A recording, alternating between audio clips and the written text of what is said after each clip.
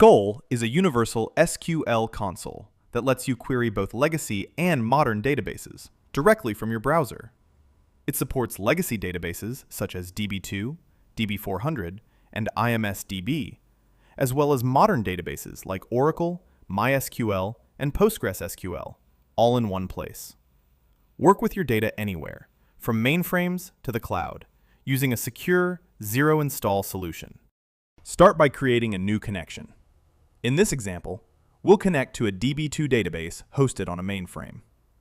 Name the connection, the desired database type, and enter the connection URL, along with your username, password, and schema. Then test the connection. Looks good. Now, simply click Create to save it. You can now run queries against the database, view the results, and explore the schema graph for a visual understanding of your data. Reuse queries from your query history or select from previously saved ones. You can even use the AI assistant, if configured, to generate them for you. In this case, we've asked the AI assistant to generate 5 sample insert statements for the customer table. Let's ask the assistant to cross-reference the customer and account tables and return the account balances. The assistant will generate the required join query for us, ready to review and execute. You can easily edit table rows by clicking the Update button and modifying the column values. When you're done, click Generate Update, and the system will create the SQL statement for you to review and execute. The same approach applies to deleting a row. Simply locate the row you want to remove and click the Delete button. The system will generate a delete statement for you to review, and once you're ready, execute it. Want to add a record?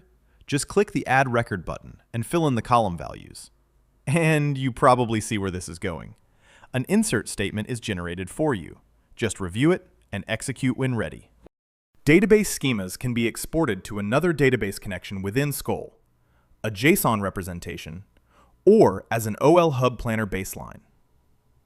In this example, we'll create the same schema on a PostgreSQL database.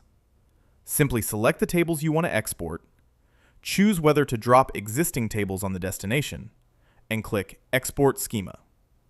You can then export data by clicking Export Dataset, selecting the destination connection, and choosing the table we just created. This is mostly useful for exporting test data between environments. For large-scale data transfers, consider creating an ETL-type project in OL Hub.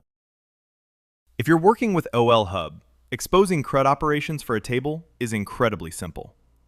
Just click Create CRUD, select an existing Hub module, or create a new one, click Create, and that's it. Your new Hub module is ready to go, with built-in operations like getRecord, create, update, delete, and more. From here, you can expose these assets as an API or use them in a CDC or ETL project. In this example, we'll expose them as a REST API. Simply create a new project with the DB2 module, auto-generate the contract, and deploy.